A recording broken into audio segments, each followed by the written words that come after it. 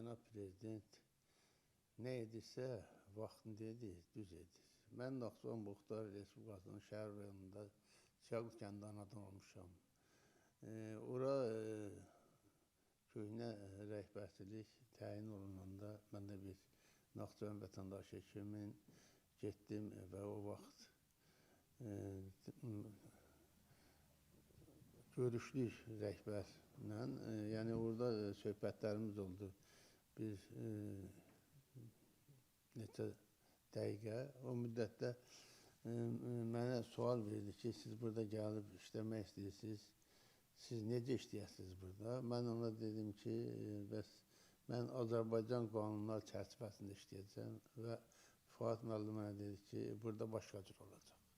O cümlə məni qane eləmədi və ondan sonra mən orada işləməkdən imtina elədim. Və onu elə bir siyasi səhv buraxdı, elə bir söz dedi ki, onun qabağında söz demək və təkrar orada qalıb işləməyin lüzumsuz olduğunu dərk edib, bir də mən Bakıya qayıtdım.